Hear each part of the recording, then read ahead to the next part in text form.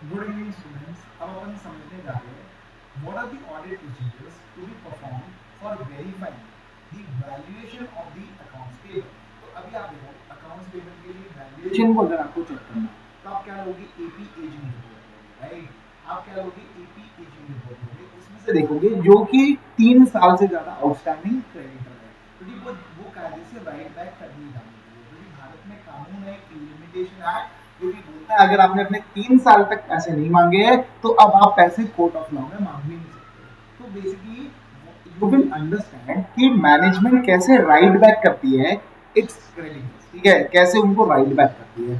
तो क्या वो सिर्फ और सिर्फ based on the confirmation from the trade payable he right back करती है, या फिर let's say company follows a policy जहां पे अगर 3 साल से ऊपर कोई बैलेंस आउटस्टैंडिंग है तो वो उसे राइट बैक कर देती है। तो what is the process followed, what is the process followed for writing back the old creditor? So auditor should review the process followed for writing, for identifying the old creditor balances which needs to be written back. ठीक है, तो कौन कौन से creditor को right back करना है, what is the process followed. क्या 3 साल से ऊपर जितने भी क्रेडिटर है हम उसको राइट बैक कर देते हैं, या हम कंफर्मेशन भी लेते हैं क्रेडिटर से कि भाई तुझे पैसा नहीं देना है, ठीक है। Now you will compare this process which has been followed in the current year with the last year, right? कि there is a consistency of the process which has been followed in the current year versus the last year. So you have to compare the method used in the current year with the last year. So consistency comparison करना है of the method used in the with the method used in the last year. फिर आपको देखना पड़ेगा कि जो method company use कर रही है फॉर राइट बैक, अभी राइट बैक के लिए क्या क्या मेथड यूज कर सकती है। कंपनी सिंपल बोलेगी भाई मैं एजिंग रिव्यू करता हूँ, जो भी मोर देन 3 इयर्स है उसको मैं राइट बैक कर देता हूँ, right.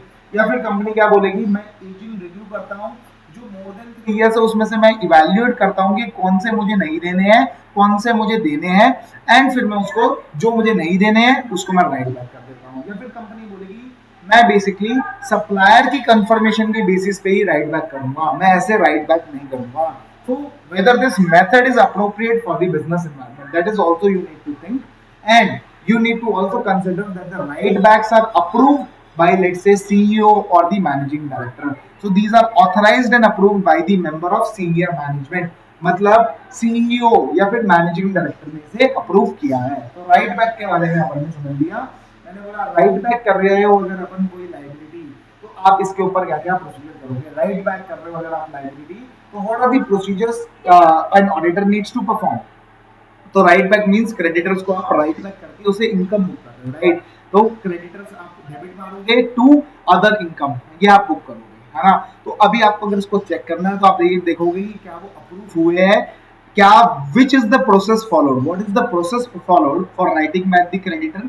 You will compare it with the process followed in the last year, and you will also consider whether the method is appropriate in the business environment। ये अपन को basically valuation के लिए, right back के लिए अपन को समझना पड़ेगा, right. अभी चलते हैं डिस्प्यूटेड क्रेडिटर्स और डिस्प्यूटेड कस्टमर्स।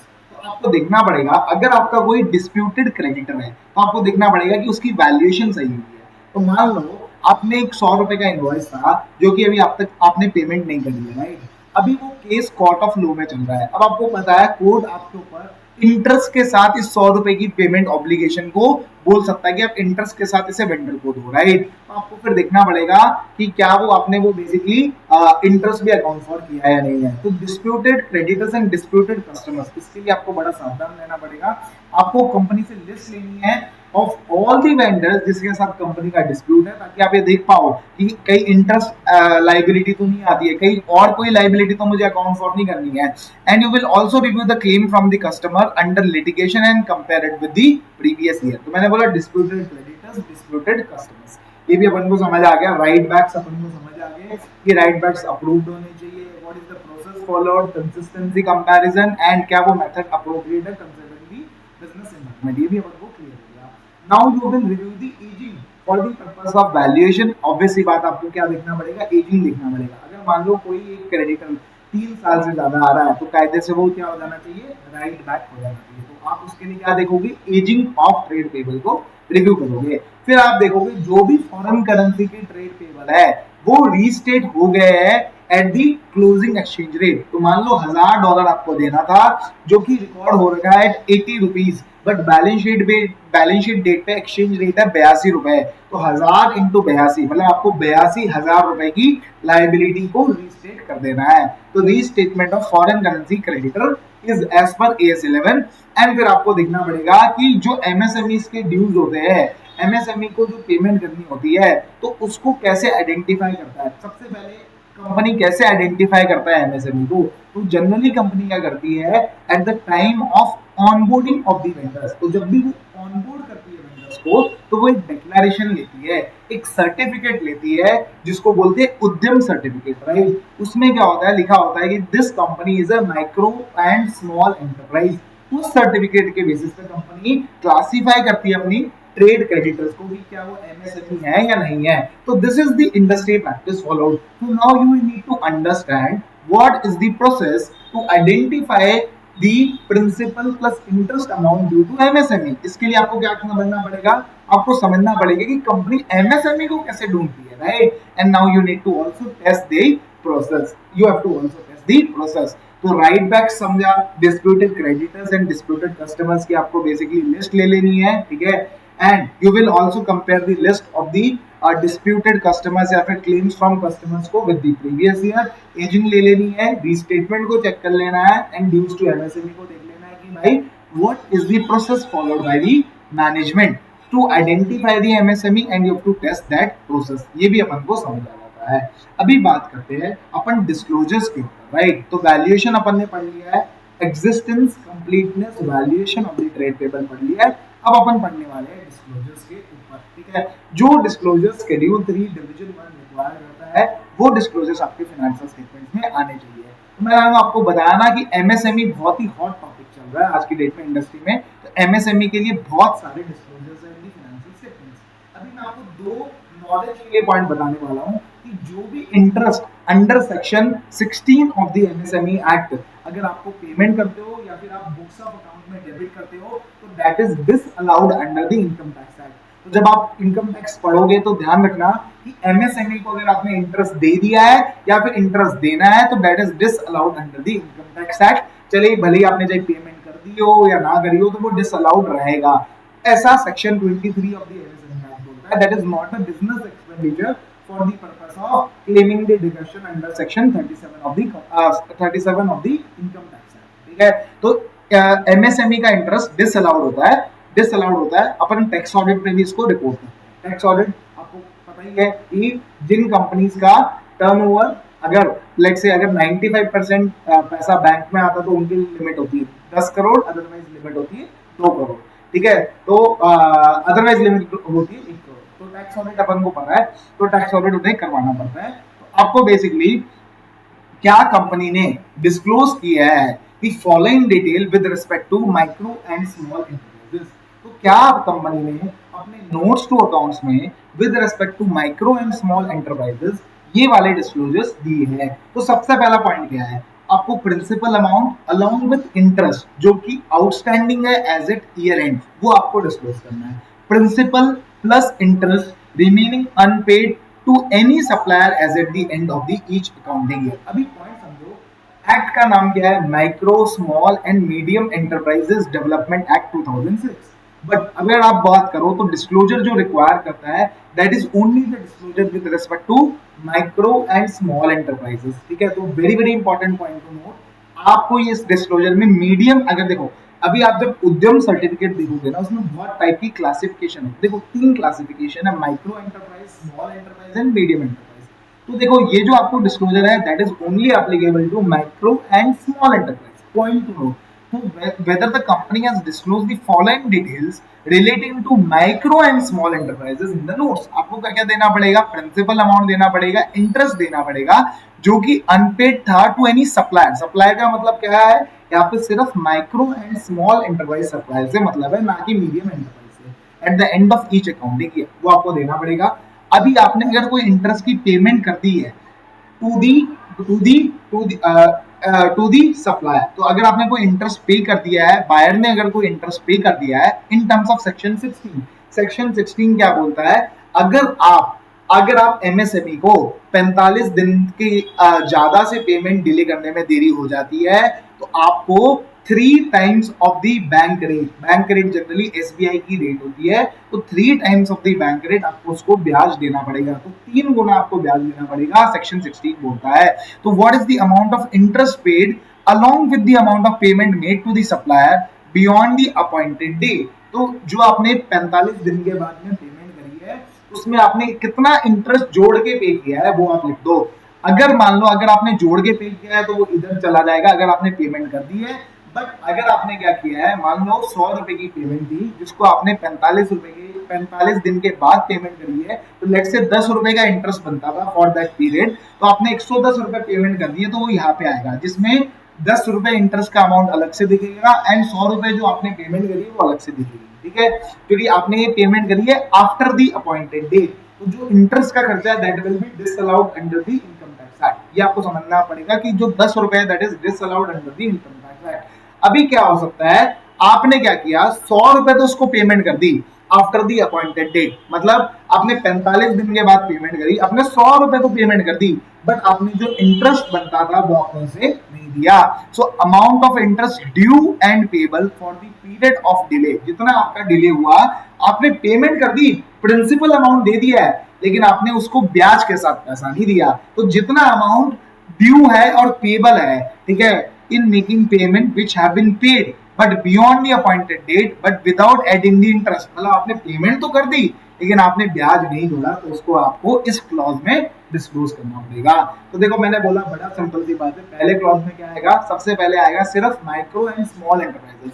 ये पूरे जितने भी पॉइंट्स अपन बात कर रहे हैं माइक्रो एंड स्मॉल एंटरप्राइजेस के बारे में, आपको principal amount along with interest payable वो आपको बताना है। फिर आपको ये बताना पड़ेगा आपने कितना बायर, मतलब बायर ने कितना अमाउंट ऑलरेडी पे कर दिया है of the interest along with the payment. जब आपने 100 रुपए की पेमेंट करी तो 10 रुपए का आपने ब्याज भी साथ साथ दे दिया है। कितना अमाउंट है जो कि आपने पेमेंट तो कर दी लेकिन आपने उसके ऊपर का ब्याज नहीं दिया है, वो आपको अलग से देना पड़ेगा क्लॉज नंबर सी में। एंड टोटल अमाउंट कितना ड्यू है of the interest that is accrued and remaining unpaid at the end of the accounting year, ठीक है। And what is the amount that has been the amount of further interest remaining due and payable even in the succeeding years until such date when the interest dues are actually paid off to the small enterprise। तो आपको यहाँ पे cumulative to the date कितना amount outstanding है वो लिखना पड़ेगा। तो अगर मैं बोलूँ क्लॉज नंबर ए में प्रिंसिपल और इंटरेस्ट दोनों आ रहे हैं, क्लॉज नंबर डी में और ई में मोटा मोटी सेम ही नंबर आएगा, क्योंकि भाई वही तो अमाउंट होगा जो कि आपका मतलब the amount of further interest remaining due and payable even in the succeeding years until such date when the interest due above are actually paid to the small enterprise for the purpose of disallowance of deductible expenditure under section 23। So what is the amount of further interest remaining due and payable even in the succeeding years। तो यहाँ पे भी आपको closing जो closing interest liability है वही यहाँ पे आपको disclose करनी पड़ेगी, ठीक है। तो ये अपन ने पढ़ा प्रिंसिपल प्लस इंटरेस्ट। अगर आपने पेमेंट कर दी है तो पेमेंट के साथ अगर आपने इंटरेस्ट भी दिया तो वो क्लॉज नंबर बी में चल जाएगा, पेमेंट कर दी है बट आपने इंटरेस्ट नहीं दिया तो वो क्लॉज नंबर सी में चला जाएगा। प्रिंसिपल अमाउंट प्लस इंटरेस्ट दोनों यहाँ पे आ जाएंगे, ठीक है, जो कि अनपेड है eight the end of the year. अगर टोटल इंटरेस्ट अनपेड है वो यहाँ आ जाएगा एंड यहाँ पे भी टोटल इंटरेस्ट अनपेड है वो आएगा क्लॉज नंबर ई के अंदर। अभी बात करते हैं ट्रेड पेबल की एजिंग के बारे में। तो ट्रेड पेबल की एजिंग कैसे रहती है, मैंने बोला एक तो जाएगा undisputed MSME and disputed other vendors, फिर आएगा disputed dues MSME, disputed dues others. तो इस तरीके से आपको एजिंग देनी है। सो आपको less than 1 year 1 to 2 2 to 3 more than 3 year. जब अपन ने डेटर पढ़ा था तो अपन ने क्या पढ़ा था, less than 6 month 6 to 12 months 12 to 24 24 to 36 and more than 3 years. ये अपन ने ट्रेड रिसीवेबल में पढ़ा था। यहाँ पे बस क्या है, लेस देन 1 ईयर से शुरू होता है MSME others, disputed dues MSME, disputed dues others. ये भी अपन ने समझ लिया। अभी आपको ये जो भी एजिंग देनी है that should be from the due date of payment, but अगर आपके पास ड्यू डेट नहीं है तो आपको इसको आप चाहो तो इसे डेट ऑफ ट्रांजैक्शन से भी दे सकते हो, बट इसके लिए आपके पास क्या है, ड्यू डेट नहीं है। मान लो आपको ये नहीं पता ये इनवॉइस कब तक देना है तो उस केस में आप डेट ऑफ ट्रांजैक्शन भी दे सकते हो। अगर कोई बिलिंग नहीं हुई है तो मान लो आपने एमएसएमई का भी बिल नहीं है, मतलब अक्रूड एक्सपेंडिचर है, तो अनबिल्ड ड्यूज को आपको अलग से दिखाना पड़ेगा। तो अनबिल्ड ड्यूज को आपको यहाँ पे अलग से दिखाना पड़ेगा। तो मतलब अगर लेट्स से अगर किसी का अनबिल्ड ड्यूज है तो यहाँ पे एक नया कॉलम बन जाएगा जिसमें आएगा नाम अनबिल्ड ड्यूज। तो प्रैक्टिकल लाइफ में क्या होता है, लेस देन 1 ईयर के साथ में एक और कॉलम जोड़ दिया जाता है जिसका नाम होता है अनबिल्ड ड्यूज, तो वो वहां पे अलग से दिखता है। ये हो गया। अदर करंट लाइबिलिटीज में आप क्या क्या आएगा, मैंने बोला advance from customer, income received in advance, तो वो भी अदर करंट लाइबिलिटी है। आप डिविडेंड की पेमेंट नहीं कर पाए तो डिविडेंड आपको पता है ना, ऑब्वियस सी बात है it's a current liability because law requires you to pay within a specified timeline that is less than a year, तो इसलिए आपको ये करंट लाइबिलिटी है ना। अगर आपका कोई इंटरेस्ट अक्रूड है, चाहे वो ड्यू नहीं भी हुआ है तब भी वो करंट लाइबिलिटी, अगर वो ड्यू हो गया है तब भी वो करंट लाइबिलिटी है, अदर करंट लाइबिलिटी है। And current मैच्योरिटीज of finance lease obligation, मैंने आपको बताया था शॉर्ट टर्म बोरिंग्स में सिर्फ करंट मैच्योरिटीज ऑफ टर्म लोन जाता है, current मैच्योरिटीज of finance lease obligations वहां हो जाती है, या फिर let's say working capital CC limit हो जाती है शॉर्ट टर्म बोरिंग्स के अंदर, ये अपन को पता है। मैंने बोला अदर करंट लाइबिलिटी के अंदर क्या क्या आता है, तो अपन ने पढ़ा current maturity of finance lease, interest accrued but not due, interest accrued and due, income received in advance, unpaid dividend. And अगर कोई ऐसा एप्लीकेशन मनी आया है, शेयर एप्लीकेशन मनी, देखो अभी आपको 2 पॉइंट समझने पड़ेंगे, 2 अकाउंट बैलेंस होते हैं, एक होता है share application money receive pending for allotment. तो अभी देखो अगर वो अमाउंट आपको रिफंड नहीं करना है तो वो उस हेड में आएगा, लेकिन अगर आपको अमाउंट रिफंड करना है, अगर आपको अमाउंट रिफंड करना है तो वो अदर करंट लायबिलिटी के हेड में आएगा। तो मान लो एक कंपनी ने 1000 शेयर इशू किए एट द प्राइस ऑफ ₹10, तो उसको 10,000 रुपए रिसीव होगा। इसके अगेंस्ट अभी कंपनी को इशू करने हैं शेयर्स, तो आपने देखा होगा शेयर होल्डर्स फंड के अंदर सबसे पहले क्या आता है, शेयर होल्डर्स फंड के अंदर आता है शेयर कैपिटल, फिर आता है रिजर्व एंड सरप्लस, फिर एक नया हेडिंग शुरू होता है that is known as share application money pending allotment, तो वो वहां पे शो होगा, that is not a liability. But अगर आपको पता है कि आपको 1000 शेयर इशू करने हैं बट आपके पास पैसा आ गया है 2000 शेयर का, तो मान लो एक कंपनी को 1000 शेयर इशू करने हैं at the price of ₹10, but the company has received application for 2000 share, then company would recognize the liability for the 1000 share that has been excess subscribed, 2000 less 1000, मेरा 1000 share आ गया, इसमें से मुझे refund करना है amount of ₹10, तो उसको मुझे बेसिकली अदर करंट लायबिलिटी मानना पड़ेगा। तो ये पेपर में एक एमसीक्यू क्वेश्चन बन सकता है कि अगर आपको वो पैसा रिफंड नहीं करना है तो वो जाएगा share application money pending allotment में, बट अगर आपको पैसा रिफंड करना है तो वो जाएगा अदर करंट लायबिलिटी में। Very very important. अभी share application money includes advances towards allotment of share capital. अभी जब जब आपके पास शेयर कैपिटल के लिए पैसा आ रखा है तो मतलब आपके पास चाहे भले ही share application money pending allotment हो या फिर शेयर एप्लीकेशन मनी जो कि आपने अदर करंट लायबिलिटी की तरह क्लासिफाई किया है, दोनों में डिफरेंस क्या है, अदर करंट लायबिलिटी वाले को आपको रिफंड करना है, पेंडिंग अलॉटमेंट वाले के अगेंस्ट आपको शेयर इशू करने हैं। तो अभी आपको जब भी शेयर एप्लीकेशन मनी आपकी बैलेंस शीट में आ रहा है तो आपको ये लिखना पड़ेगा what is the terms and condition, कितने नंबर ऑफ शेयर्स है जो कि आपको इशू करने हैं, क्या प्रीमियम पे आपको क्या प्रीमियम पे आप शेयर इशू करोगे एंड कितना अमाउंट था, what is the amount of premium, कितने शेयर्स इशू करोगे, what is the terms and conditions attached to that share and the period for which the share shall be allotted shall be disclose, है ना।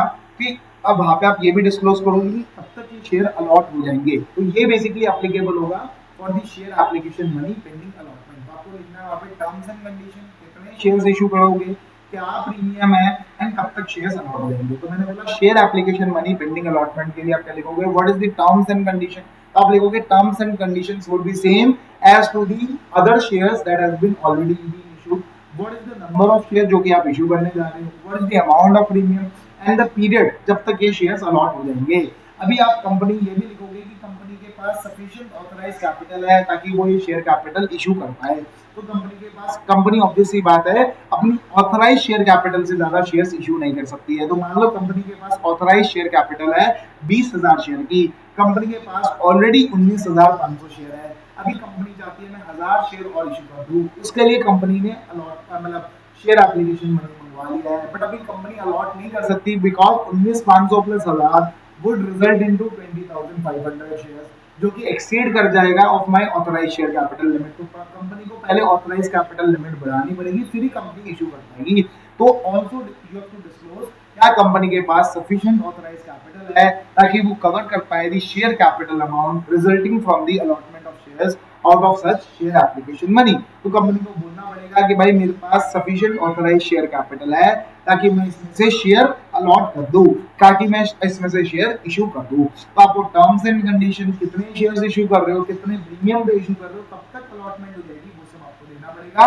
आपको ये भी देना पड़ेगा कि मेरे पास सफिशिएंट ऑथराइज कैपिटल है जो कि जिसके अगेंस्ट मैं ये एप्लीकेशन मनी को यूटिलाइज कर सकता हूँ। ठीक है ना। अभी अगर मान लो आपके पास कोई शेयर एप्लीकेशन मनी का पैसा पड़ा है, share application money pending for allotment, मतलब ऊपर वाली इक्विटी हेडिंग के बारे में बात कर रहे हैं, जिसको जनरली अलॉटमेंट का कुछ टाइम लिमिट होता है, आई रिमेम्बर 30 डेज होता है। ठीक है, तो अगर वो टाइम लिमिट में नहीं हो रखा है अलॉटमेंट, तो अगर आपने फिर भी पैसा रख रखा है तो आपको बताना पड़ेगा कि आप कब तक अलॉट कर दोगे। Further the period for which the share application money has been pending beyond the period for allotment as mentioned in the document inviting an application for shares। तो प्रोस्पेक्टस में लिखा होगा कि भाई शेयर्स इतने दिन में अलॉट हो जाने चाहिए, तो आपको रीजन देना पड़ेगा कि why such application money is pending, है ना। Reason for such share application money being pending shall be disclose. तो आपको रीजन लिखना पड़ेगा कि ये शेयर एप्लीकेशन मनी है जो मेरे पास पड़ा हुआ है, इसके अगेंस्ट मुझे शेयर्स इशू करने हैं and it is more than the time limit which has been allowed by the law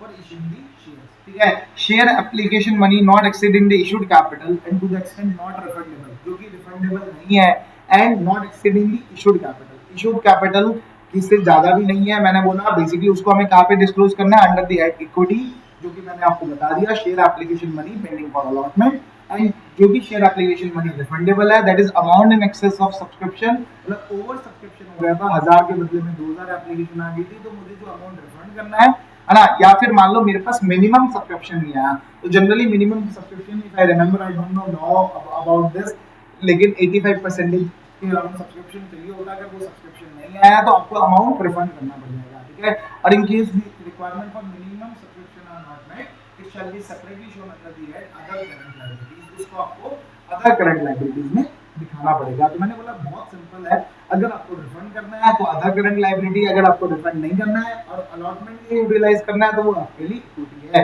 तो अभी अपन ने क्या पढ़ा, मैंने बोला share application money pending for allotment के बारे में बात करते हैं। अगर वो रिफंडेबल है, मतलब आपको वापसी करना है, या तो आपके पास मिनिमम सब्सक्रिप्शन नहीं आई है, मतलब मिनिमम एप्लीकेशन ही नहीं आई है, या फिर ओवर सब्सक्राइब हो गया। अगर वो ओवर सब्सक्राइब हो गया तो आपको रिफंड करना है, तो रिफंडेबल है तो भाई वो क्या बनेगी, अदर करंट। अदरवाइज वो है share application money pending for allotment. अभी share application money for pending for allotment में आप क्या देखोगे, आप पहले लिखोगे टर्म्स एंड कंडीशन क्या इशू के लिए, what is the number of shares, क्या प्रीमियम पे इशू होगा, एंड ठीक है what is the time before which the shares are to be allotted. ठीक है, फिर आप देखोगे क्या सफिशिएंट ऑथराइज्ड शेयर कैपिटल है जिसके अगेंस्ट में शेयर इशू कर सकता हूं। ठीक है, अभी अगर मान लो आपने पैसा बहुत टाइम से कलेक्ट कर रखा है और आपने with in the time limit जो कि आपने प्रोस्पेक्टस में लिखा था वो आपने उस टाइम में अलॉटमेंट नहीं करी है, तो आपको रीजन देना पड़ेगा। Reason for such share application money being pending shall be disclose, आपको ये रीजन देना पड़ेगा।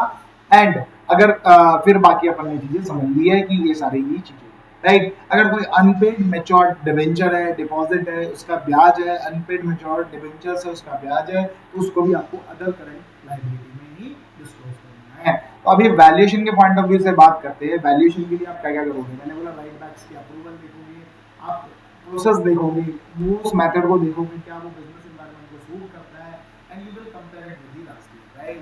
Then you will verify the disputed creditors and disputed customers. इसके लिए आप डिस्प्यूटेड क्रेडिटर्स की कंपनी से लिस्ट ले लोगे, एंड आप क्लेम्स देखोगे कस्टमर के and compare it with the previous year. Ageing ले लोगे, रीस्टेटमेंट को चेक कर लोगे, एंड यूज्ड टू एमएसएमई को देख लोगे कि कंपनी कैसे, what is the companies process for identifying the principal and interest due to MSMEs, and you have to test that process। disclosures में पहले MSME की बात करते हैं। मैंने बोला जितना भी प्रिंसिपल प्लस इंटरेस्ट ड्यू है टू दी MSME वो पहले नंबर क्लॉज में आएगा। अगर आपने MSME को पेमेंट कर दी है विद इंटरेस्ट को आपको क्लॉज नंबर बी में दिखाना पड़ेगा कि कितना आपने अमाउंट पेमेंट का किया है, कितना अमाउंट आपने इंटरेस्ट का किया है। अगर आपने पेमेंट कर दी, अगर आपने इंटरेस्ट नहीं दिया है तो वो क्लॉज नंबर सी में भी आ जाएगा, जहाँ पे आप लिखोगे इतनी मैंने पेमेंट कर दी है बट इतना अमाउंट मैंने इंटरेस्ट उसके ऊपर नहीं दिया है। फिर आप बताओगे what is the closing amount of interest that is accrued and payable, and जो कि amount of further interest remaining due and payable even in the succeeding year until such date when the interest above are actually paid to the small enterprise। तो कब मतलब जब तक वो actual में interest काफी हो जाए तब तक आप क्लॉज नंबर ई में डिस्क्लोज करते रहोगे, राइट। ये भी अपन ने पढ़ लिया। फिर एजिंग का पढ़ा, जहाँ पे आप less than 1 year 1 to 2 2 to 3 year more than 3 years disclose करोगे। अनबिल्ड ड्यूज को अलग से दिखाओगे। Ageing will be from the due date of payment of the invoice, but अगर ड्यू डेट अवेलेबल नहीं है तो डेट ऑफ ट्रांजैक्शन से डिस्क्लोज करोगे। अदर करंट लायबिलिटी के लिए current maturity of finance lease, फिर interest accrued but not due, interest accrued and due, income received in advance, unpaid dividend, application money received. अभी application money अगर आपको refund करनी है तो that is other current liability, अगर आपको नहीं रिफंड करनी है तो that is equity. Unpaid matured deposit debenture along with interest, unpaid matured debentures along with interest. ये आपके लिए बेसिकली क्या है, this is part of the disclosure of the other current liability. We have also discussed the disclosure for the trade bill. So this is all for today. Thank you. We have completed the entire topic for the trade bill and other